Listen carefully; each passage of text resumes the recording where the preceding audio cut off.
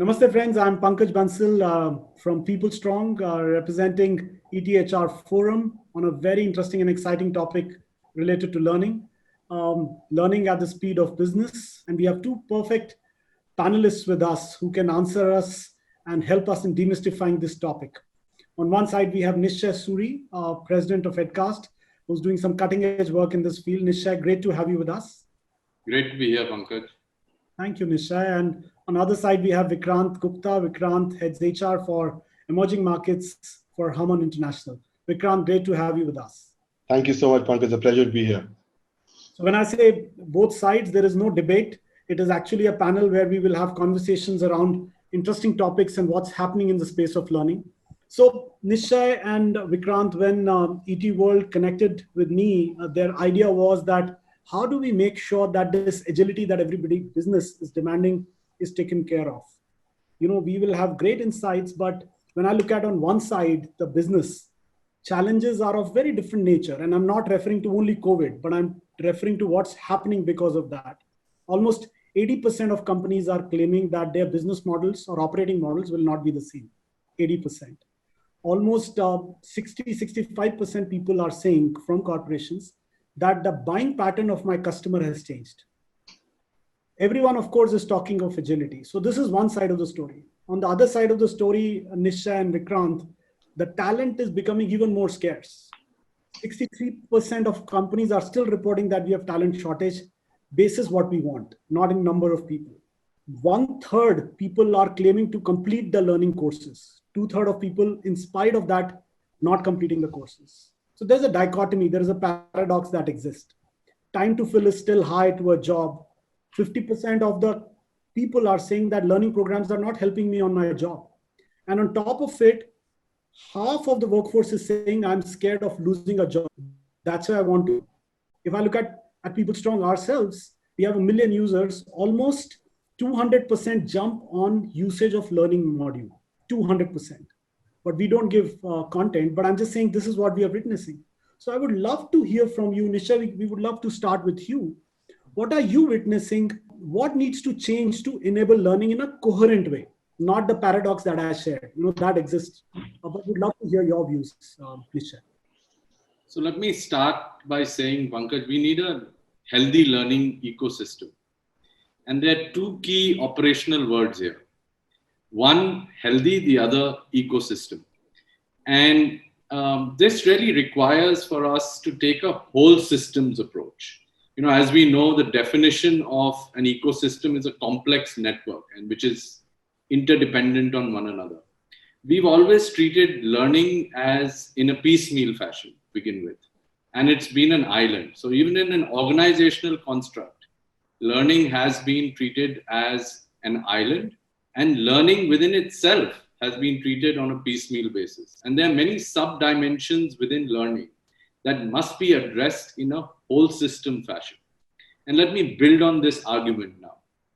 For one, I believe that there are certain dimensions or learning proficiencies that must exist within an organization for it to be able to fulfill its ambition. So when you talk about this paradoxical situation that we are in, it's nothing but a reflection of the learning disabilities that exist within an organization because of not having treated learning as a whole. These sub-dimensions are, for example, our ability to integrate learning into business needs and goals and outcomes. I think that's the starting point. And for most, I would say, corporate India fares well here. In fact, we did a very elaborate research on learning health within organizations in India and covered 104 leading companies. This was the strongest suit. So to be fair to the learning community and to the business community is more involved today. The learning community is paying more attention and more integrated with the needs and requirements from a business standpoint. The second aspect is impact and measurement. And this is an area which has been failing us for a long period of time. A majority of our measures and metrics have been lower order and have been focused on aspects such as learning hours or unique learner coverage or programmatic feedback that we collect through smiley forms. Having said that, obviously the investment is large And it's been called out as a mismanaged investment within an organization because we as a community have failed to represent any visible, observable impact that occurs out of this spending, whether it's in terms of behaviors or in terms of performance. The third aspect is L&D policies and processes, which is your ability to aggregate, create, curate, store, disseminate, apply knowledge. And that's really the bedrock within the organization. Your ability to take knowledge and apply it in a contextual environment such that it meets the requirements of that environment. Experience of the learner is another very important aspect that we've never really put the learner at the center. We've looked at the organization from a control lens and standpoint rather than from an enablement lens. Culture, which I guess is a subject in itself, but really the belief and the processes and the systems that invoke the curiosity within a learner to continue to learn in a systematic, goal-oriented fashion. Tools and tech, my passion, and something that I guess is a necessity today, that you must make tech an ally in your journey of this learning revolution. And finally, the portfolio and the competence of the L&D team. What are the services? What are the areas of skilling that learning is responsible for? And the capability, the competence of the L&D team, which I believe has a disproportionate impact on the enablement of learners within the organization. So in summary, in my mind, one is relevance, application, impact. 3 golden words in learning. Just in time, just enough, just for me. Again, 3 golden words to pay attention to from a learner's standpoint. Wonderful. I think you've summed up a lot. But before I go to Vikrant, I want to know the second point. So, for 100 years, I think it was 1920 when Kirkpatrick talked about the measures and metrics of learning. So are you referring to those old models, or you're talking of the newer ways of measuring it? Well, having said that, the Kirkpatrick model is a wonderful model. When we talk about lower order metrics, reaction metrics, or usage metrics, clearly we haven't been able to climb the ladder there. But more so, one is, of course, formulation of metrics. The other is the ability to use that data and for better decision making related to talent. I think we're not being able to take the step towards taking better decisions because we're not collecting the right information to begin with. Wonderful. Well said. Thank you, Nishchae. I'm going to come back to you. Vikrant, would love to hear from you. So you heard Nishchae, who's working with multiple enterprises across, his views. Would love to hear the practitioner view. What do you say, Vikrant? Thank you. And I think Nishchae has really summed it up very, very beautifully. I mean, if you actually look at the spectrum of stuff that he's covered, it's pretty much A to Z. And I think all of the points that he's made are extremely relevant, extremely important. And at the pace at which businesses are changing today, I want to anchor back at, an example where we use in our organization, where being in the automotive sector, we earlier used to have a metric called, or a jargon called revolutions per minute, right? How can you make the car go faster? How can you get the wheels spinning much faster? There's a shift that we're having in the industry, in the mindset, it's what I call a complete shift of thinking, right? Is moving away from RPM to what we call experiences per minute, right? Which again anchors back to what Nishchae said, put the driver right in the middle and figure out what experiences can we bring to him that's value added to the individual and can figure out how we can actually make the journey beautiful. So in my mind, I'm going to deep dive on a couple of points that Nishchae actually alluded to. One is, a persona-based or customer-centric approach or learner-centric approach. I think we need to have him or her in the center, the learner or the consumer in the center, and really build out journeys, which we currently haven't done. And I think we struggle with that. We do a lot of point in time, skill development, upgrading, reskilling. But again, the ability to create that journey for the individual to figure out where he or she is and where he or she needs to be, I think is the missing link. I was also reading or listening to actually one of Nishchae, your interviews, I think a year and a half back. And what struck to me was very important. You mentioned the 3 demons in human life or organizations, right? Worry, doubt, and fear, right? And to me, I think a lot of our activity today, right, is really based on that. Will I have my job? Do I need to upgrade from skill A to skill B? What we are not able to do is, as an HR organization, as an HR profession, or as a learning profession, be able to create an ecosystem which creates a sense of security where people can actually take risks, learn, build capabilities that help us navigate for tomorrow.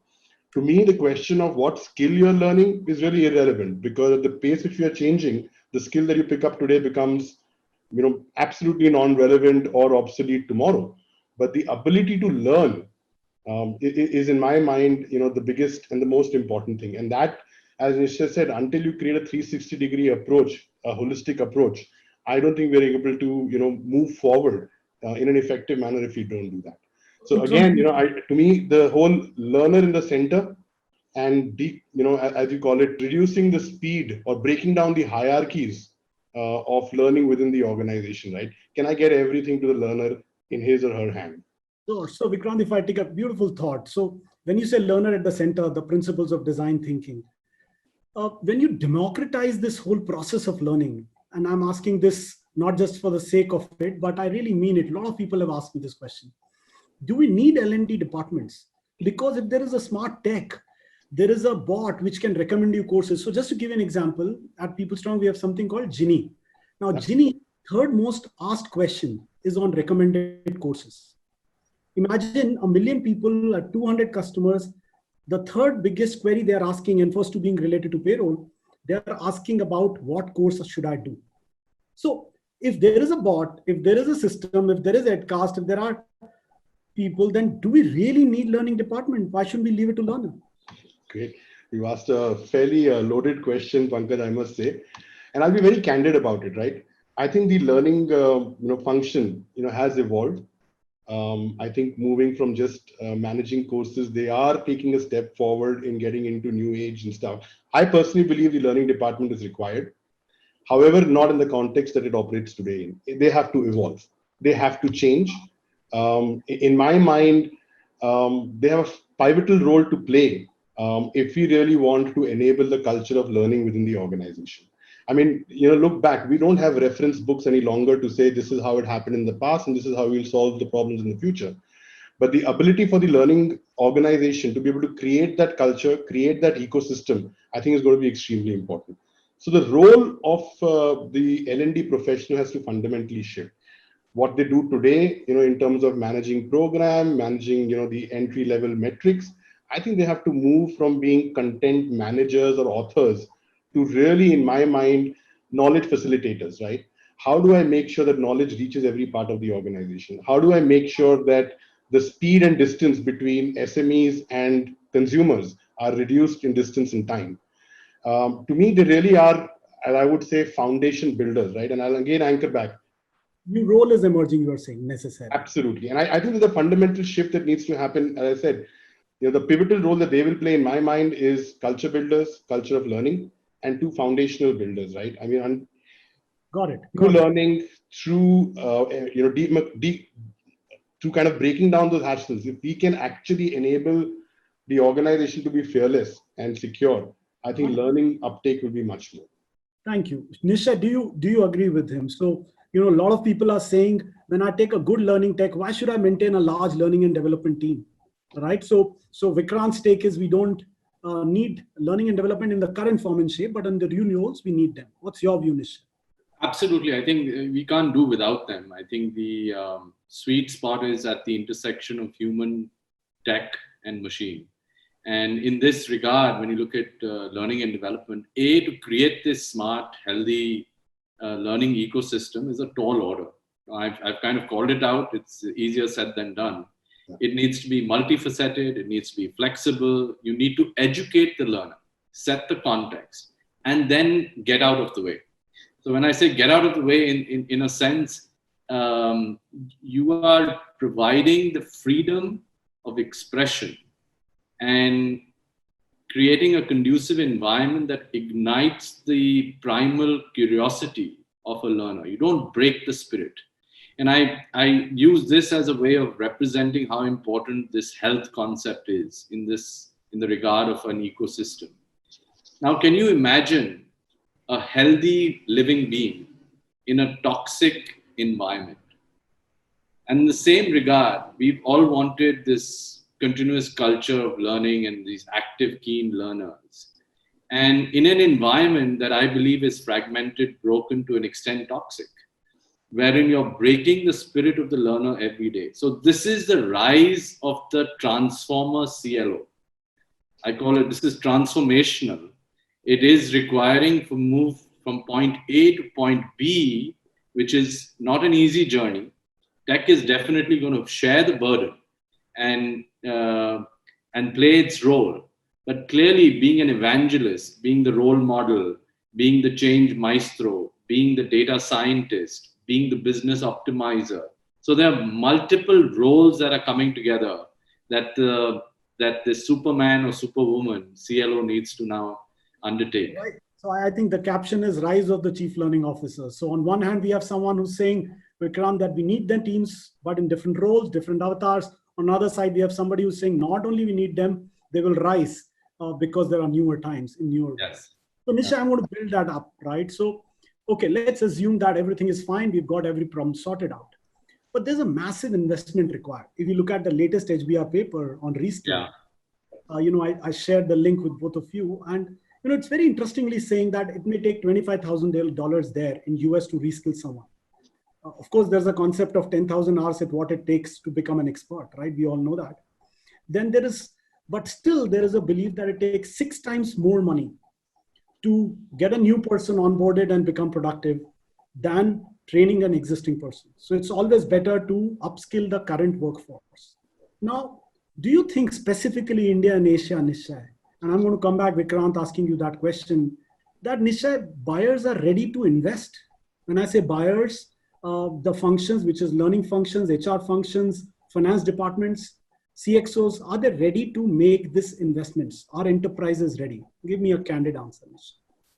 Absolutely, yes. I mean, I have no doubt in my mind. I think for a long period of time, this was considered important, but never acted upon. We are finding many more organizations actually put money on the table. And in fact, you look at the LinkedIn Learning Report 2017, 18, 19, 20, there've been increase in spends. So as far as budgets are concerned, I don't think money was the real reason for why learning was underserved or underrepresented within organizations. It's how we treated the subject of learning that led us to that situation, where even in this recessionary environment, L&D budgets get cut first, right? And it's sad. Considered good to have, not much to have. Yeah, correct. It's sad to see that happen. But I'm again making the point that it's also justified in the way we've dealt with the subject, and we haven't tied learning to performance now or to outcomes. Now, clearly, the government, and I look at this as a way of governments, associations, enterprises, individuals, all contributing to the cause of the learner. Wonderful. So in governments are spending a lot of money. In December 2019, the government of India made a big announcement of Future Skills Prime, where there's an outlay of 436 crores. Now, we've been working with the government of India, and the government of India is vested through various means, right, in Skill India. And this is just one of them. Enterprises have been spending a lot more, and sensibly. It's really about applying common sense. It's not about going shopping for programs. It's about utilizing even the free open source content, but ensuring that content is curated and contextual and made available to the learner in a meaningful way. So there are methods and means of getting more out of the same spend, which is where I think the sweet spot lies. Excellent point, Nishchae. Thank you so much. Let me pick up the buyer's view. Vikrant, so you are a buyer. I remember about before I started PeopleStrong, Dr. Uday Parikh once came to my previous company, Hughes. And on a learner's meet, he addressed all of us. And he said, sometimes training departments behave like scamsters. And I was the head of training at Hughes Software. So I asked him, sir, why do you say that? He said, they finish their budgets in March and February because they are about to get new budgets allocated. So Vikrant, Nishchae said the attitude and behavior has changed. What's your take on this investment? Is the investment happening truly, genuinely? Samir, a couple of things. Number one, I think, as you would see, there's a significant shift, right? The shift to value and essentials. Yeah. The consumer behavior is changing to value and essentials. Having said that, at least, I can speak to my organization, and I know to some of the other colleagues, the investment from a budget perspective in the L&D departments have not gone down. I think that's the last place people are now looking to cut, because they all realize that this is, a strategic, or needs to be a strategic differentiator if they really want to survive in an ever-changing world. So again, to Nishchae's point, I don't think the budgets, really are over the problem. I think now people are choosing to spend that money a lot more smartly. People are choosing to invest that money where you can see an ROI. And I think that's the shift that's also happening. So in my mind, it's all good. Sorry to intervene. You mean to say smart is equal to ROI? Is that what you mean to say? What is this smart? So I think to me again, do I really need, when I'm thinking of my L&D budget, I'm really now thinking about, hey, there is so much of information available, which is, free out there. What can I do? How can I bring it in? How can I leverage it? Two, can I create more learning circles inside to create and curate and update that information and knowledge rather than having to go buying it out from, all the time? Third, can I use more effective technology to distribute that information, right? So I'm finding ways to get the same information across a wider population within the organization rather than having to recreate the wheel every single time. Wonderful. To me, that's one. Two, I think also where what's happening is, a lot more frank conversations now to say, yes, आपने training तो किया है, लेकिन इसका outcome क्या हुआ है, right? I think those conversations are also coming to the forefront. The business leaders are asking this conversation saying, I'm willing to put the money in, but can you help me tell me what business metric am I going to, impact, or are you going to impact with this? And those are really helping us sharpen the belt. Wonderful point. So Vikrant, I'm going to ask you a quick one and then move to Nishchae. So, since Nishchae and I are interested parties, so I'm going to ask you, what is these learning platforms today lack? You deal with them every day. And everyone is coming to you and telling that this is the best, this is the best. What is one or two unique things that you see across that they lack? What is that? So again, I'll contain my view to, obviously a limited exposure to a few learning platforms, unlike, some of you who've had probably a much wider perspective. But I think from where I see a couple of things. Number one, I still don't see the ecosystem being leveraged effectively, right? I mean, if I look at my manufacturing ecosystem, I have suppliers, I have ODM, there's a, abundance of knowledge there. Am I able to, bring that in? Am I able to interlock that? I don't think so. Second, I think for me, what is fundamentally missing is the ability to tie it back to, as I said, a journey. I have invested time. I have invested, money. I've spent 6 hours doing this. What's next for me, right? What does the organization value this to be, other than just putting me on a job and getting my billing done or whatever the case may be? Third, I think, while there is a lot of technology and stuff already in, I think somehow, in my mind, a very important element that needs to be built in is the power of reflection. We learn, but we learn only when we're able to take a step back, reflect, then able to apply that in problems that probably are not even known for today. So I think the ability to integrate or make it more immersive and get the power of reflection in is also kind of thing that I would love to see in a platform. So those are the three things. Ecosystem, journey, and reflection. Wonderful point. Thank you, Vikrant. Nishchae, do you agree with him, disagree with him? Would love to get your inputs before I ask you next question. I think the question may be a misleading one, because actually the learning platforms don't lack much. They in fact do more than what an organization's needs and requirements are today. Question is, how do you utilize that capability that already exists? And to that point, I think I go back to the competence of the L&D team, its own ability to be able to leverage technology in a way that contributes significantly to an organization's agenda. Having said that, I'm going to still make a few points, because technology is dated in many organizations. There are legacy systems. They haven't been able to switch from using those systems. A couple of things in learning that are, an absolute must. One, they must be experience-based. So there is no getting away from putting the learner in the driver's seat such that you reach your destination. Two, the content must be contextual and must be from a variety of content containers and sources. So paid, premium, freemium, ability to tap your SMEs, very quick capabilities of curating and making available information. You can't wait for 6 months for a program on RPA. I mean, gone are those days, right? Small, bite-sized, informal learning, on-the-go learning, all that, mobile-based learning, which is hygiene today. I call it hygiene. Real-time analytics, very important. So, if you went to any leading organization today and you ask them, who are your keen and active learners? I think they wouldn't be able to name them, because their frame is limited to their participation in a classroom environment, which is completion of hours or the time that they took to submit their assignments, right? So that's the other aspect. Another very important aspect would be the tech stack within an organization, which must be conversational, which is the integration and embedding of technology such that data flows unobstructed from one system to the other without hindering the overall experience of the learner. So learning systems, yes, of course, a variety exists from very sophisticated systems to, I guess, outdated systems, but we can't blame the technology. I think it exists, it's out there. Question is, what are we doing with it? Got it. Good point. So he's saying context is king, so maybe content is queen, whichever way you want to look at it. Tell me, Nishchae, to begin with you, who owns the learning agenda? So we talked about learning stack, HR stack. Who owns the learning agenda? Is it the HR? Is it the manager? Is it the business leaders, or the employee himself or herself? Well, to be fair, the custodian of learning should be the L&D department. Okay. They are the custodian. Now, having said that, if you use the RACI framework, obviously it has participation from business and from the learners and from HR and from... Predominantly there. What according to you, Vikrant? I think one, we need to see a lot more ownership from the employees themselves. And, again, I go back, that's the role that L&D team has to, or L&D organizations have to start playing in the future, which is create that need and the pull.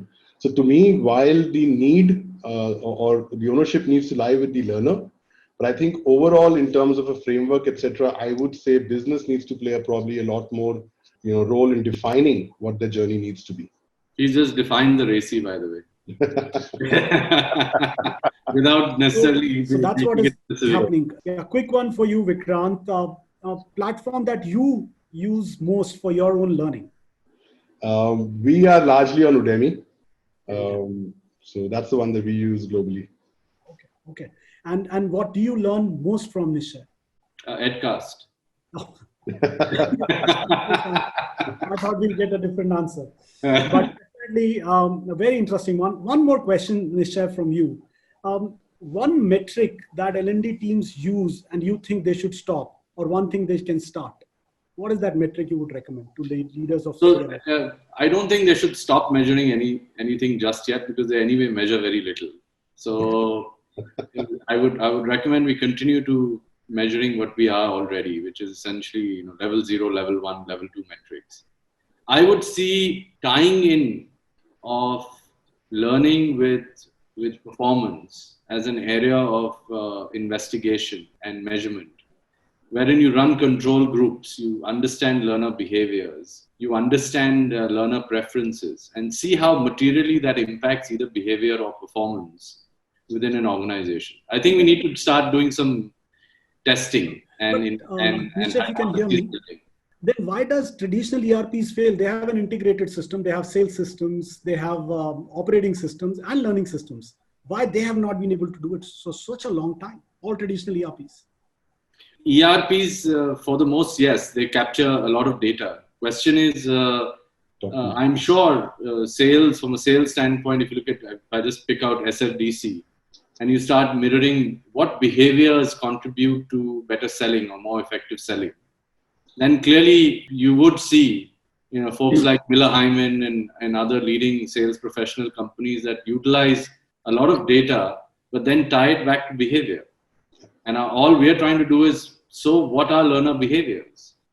What are different learner preferences or goals and styles? And how are you marrying that to the environment that you're creating within an organization? Wonderful. Creating winning organizations. Thank you, Nishchae, for this wonderful comment. Last one, Vikrant, quick one from you. Would love to know, is your job of repairing or preparing? So a lot of people are asking today that I'm supposed to repair as HR function. I can't prepare someone. I can't teach someone English. I can improve their grammar. So what's your take? Well, I think our job is to prepare them to be ready for everything. So prepare for repair. But I would say, our job really is to prepare them for the future. is to teach them how to learn, is to teach them how to fish, not really how to cook food. Wonderful. Thank you so much, Nishchae, Vikrant. It was a wonderful conversation. I'm sure there are wonderful learnings for all the participants, and we'll wait to hear from them the questions that they have so that we can type it back or reply them the way feasible. We will come back to you for more, but thank you so much for today and for sharing your learnings. Thank you so much. Namaste and have a great, wonderful day.